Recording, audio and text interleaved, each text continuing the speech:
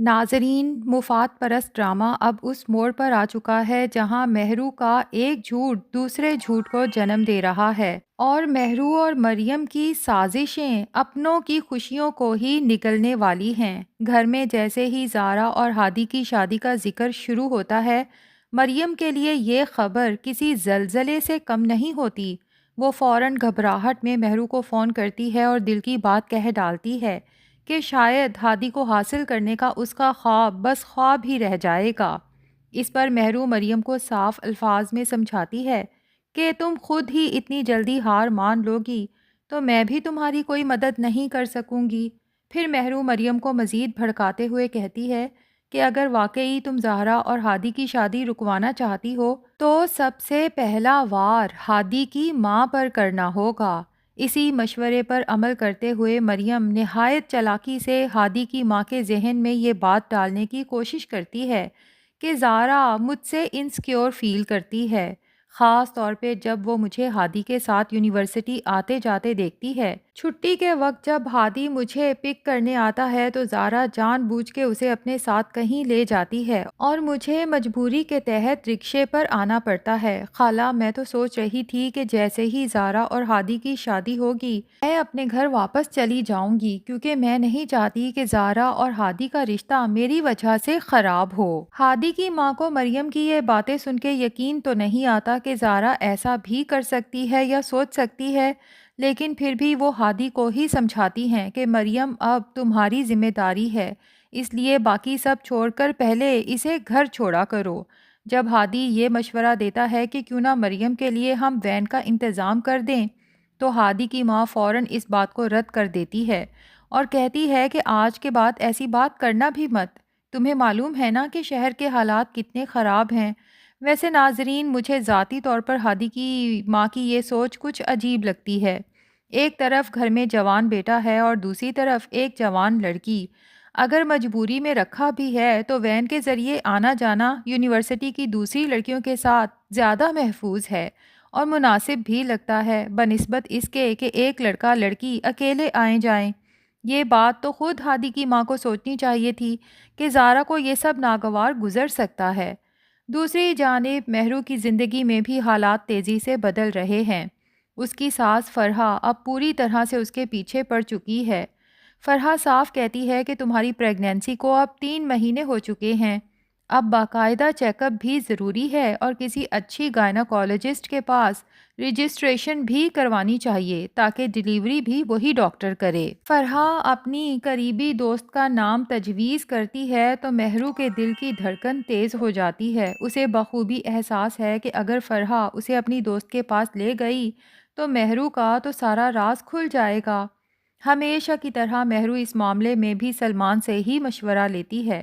سلمان اسے یاد دلاتا ہے کہ میں تو تمہیں پہلے ہی کہہ رہا تھا کہ اپنی پریگنینسی کو کیش کرواؤ، جتنا جلدی ہو سکے سب کچھ اپنے نام کروا لو۔ اسی بچے کو بہانہ بنا کر تم زین کا یہ بنگلہ اپنے نام کروا سکتی ہو، کیونکہ جس دن فرحہ کو پتہ چل گیا کہ تم پریگننٹ ہو ہی نہیں وہ تم سے سب کچھ واپس لینے کی کوشش کرے گی۔ اسی لیے راز کھلنے سے پہلے ہمیں سب کچھ لوٹ کر یہاں سے نکلنا ہوگا۔ لیکن ادھر فرحہ نے چونکہ اسی دن شام کو ڈاکٹر کی اپائنٹمنٹ لی ہوتی ہے، سلمان مہرو کو مشورہ دیتا ہے کہ کم از کم آج کے دن کسی طرح ٹال مٹول کر لو، آگے کا پلان بعد میں کریں گے۔ تو یہی مہرو جو ویسے تو کبھی زین کو دیکھنا بھی پسند نہیں کرتی کجا کہ اس کے ساتھ کہیں باہر آنا جانا، لیکن سلمان کے پلان کے مطابق اچانک زین سے کہتی ہے کہ آج اس کا بہت دل کر رہا ہے کہ اپنے زین کے ساتھ کہیں باہر شاپنگ کرے، کھائے پیے اور زین کے ساتھ خوب انجوائے کرے،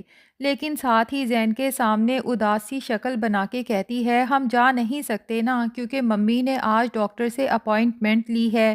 زین جو یہ سن کے بہت خوش ہوتا ہے کہ مہرو کا میرے ساتھ وقت گزارنے کا دل کر رہا ہے، کیونکہ وہ بیچارہ تو ہر وقت مہرو کی منت سماجت ہی کرتا رہ جاتا ہے کہ مہرو اکیلی کہاں جا رہی ہو، مجھے بھی اپنے ساتھ لے کے جاؤ۔ اب جب مہرو کی آخری بات سنتا ہے تو فٹ سے کہتا ہے کہ تمہیں پریشان ہونے کی ضرورت نہیں مہرو، میں ممی سے کہہ دوں گا کہ تم تو باہر جانا ہی نہیں چاہتی تھی، میں زبردستی لے کر گیا تھا۔ مہرو کے لیے اس سے بہتر کیا ہو سکتا ہے؟ اس کا نام بھی نہیں آئے گا اور کام بھی پورا ہو جائے گا۔ وہ زین کے ساتھ دیر تک باہر رہتی ہے، یہاں تک کہ اپوائنٹمنٹ کا وقت بھی گزر جاتا ہے، اور پھر رات گئے جب گھر واپس آتی ہے، فرحہ کے سامنے معصوم بنتے ہوئے کہتی ہے کہ ممی، میں جانا نہیں چاہتی تھی، لیکن زین ضد کر رہا تھا۔ ظاہر ہے زین بھی وہی بات دہراتا ہے کہ جی ممی، مہرو بالکل ٹھیک کہہ رہی ہے۔ مگر فرحہ سب کچھ سمجھ چکی ہے۔ اس کے دل میں یہ یقین مزید پختہ ہو جاتا ہے کہ پریگننسی کے معاملے میں بھی کوئی بڑا راز ہے جو مہرو مجھ سے اور زین سے چھپانا چاہتی ہے۔ یہاں تک کہ فرحہ کے ذہن میں یہ خدشہ بھی آتا ہے کہ کہیں ایسا تو نہیں کہ مہرو نے خود ہی اپنی پریگننسی ختم کروا لی ہو اور سب کو اندھیرے میں رکھا ہو۔ فرحہ بظاہر نرمی سے کہتی ہے کہ اگر آج ڈاکٹر کے پاس نہیں جا سکے تو کوئی بات نہیں، لیکن تم جس بھی ڈاکٹر سے اپنا ریگولر چیک اپ کروا رہی ہو آلریڈی، اس کی فائل مجھے دے دو، تاکہ میں اپنی دوست کو دکھا کر تسلی کر لوں کہ بچے کی صحت بھی ٹھیک ہے اور دوائیاں بھی درست تجویز کی ہیں۔ اب اس بات پر تو تمہیں کوئی اعتراض نہیں ہے نا مہرو؟ یہی وہ لمحہ ہے جہاں مہرو بری طرح پھنس جاتی ہے، کیونکہ نہ تو اس کے پاس کوئی فائل ہے، نہ ہی کوئی ریکارڈ، بلکہ اس کی تو پریگننسی ہی نہیں ہے۔ فائل نہ دکھانے پر فرحہ کا شک یقین میں بدلنے لگتا ہے۔ ویسے بھی مہرو کی فزیک دیکھ کر کہیں سے لگتا ہی نہیں کہ وہ حاملہ ہے۔ اب فرحہ جو اب تک صرف زین کے ہونے والے بچے کی خاطر خاموش تھی، جب بچہ ہی نہیں تو وہ مہرو کو مزید مہلت دینے کے موڈ میں نہیں۔ وہ مکمل انویسٹیگیشن کروانے کا فیصلہ کرتی ہے، جس میں یہ راز بھی کھلتا ہے کہ مہرو نے نہ صرف چوری کا جھوٹا ڈرامہ رچایا تھا، بلکہ اپنی ساری جولری سلمان کے حوالے بھی کر دی تھی۔ اور یہ بھی کہ مہرو اور سلمان کا افیئر تو مہرو کی زین سے شادی سے پہلے سے چل رہا تھا۔ یہ سچ جب مہرو کے والدین عالیہ اور منیر تک پہنچتا ہے تو عالیہ کو یقین ہی نہیں آتا کہ مہرو نے مجھے بھی دھوکہ دیا، نہ اپنی پریگننسی ختم ہونے کی حقیقت بتائی اور نہ ہی جولری چوری کا ڈرامہ۔ الٹا اس نے الزام فرحہ پر ڈال دیا۔ یہاں فرحہ زین کو بھی قائل کر لیتی ہے کہ کیا تم ایسی لڑکی کے ساتھ زندگی گزارنا چاہو گے جو تمہیں دھوکہ دیتی ہے، کسی اور لڑکے کے ساتھ اس کے تعلقات ہیں اور بچے کے بارے میں بھی تم سے جھوٹ بولتی رہی۔ زین جو اپنے ہونے والے بچے کے خوابوں میں دن رات کھویا رہتا تھا، آن لائن شاپنگ کرتا رہتا تھا، اب جب اس کا خواب اس طرح ٹوٹتا ہے تو مہرو کا اصل چہرہ دیکھ کر اس کے دل میں نفرت پیدا ہو جاتی ہے اور وہ اس رشتے کو ختم کرنے میں دیر نہیں لگاتا۔ اب یہ دیکھنا باقی ہے کہ فرحہ مہرو کو پولیس کے حوالے کرتی ہے یا پھر سابقہ بہو سمجھ کر اسے چھوڑ دیتی ہے۔ ادھر مہرو جو سمجھتی تھی کہ بس یہاں سے نکل کر اس کی زندگی سلمان کے ساتھ انتہائی خوبصورت ہونے والی ہے اور نئے سرے سے وہ اپنی زندگی شروع کرے گی، جب سلمان کو فون کرتی ہے اور مسلسل نمبر بند پاتی ہے، تب جا کے اسے پتہ چلتا ہے کہ جس پر وہ اندھا اعتماد کر رہی تھی وہی اسے اندھا بنا کر نکل گیا۔ اس نے اپنا سب کچھ، زیور، پیسہ، حتیٰ کہ ماں کے اکاؤنٹ تک خالی کروا دیے اور آخر میں اس کے ہاتھ کچھ بھی نہیں آیا۔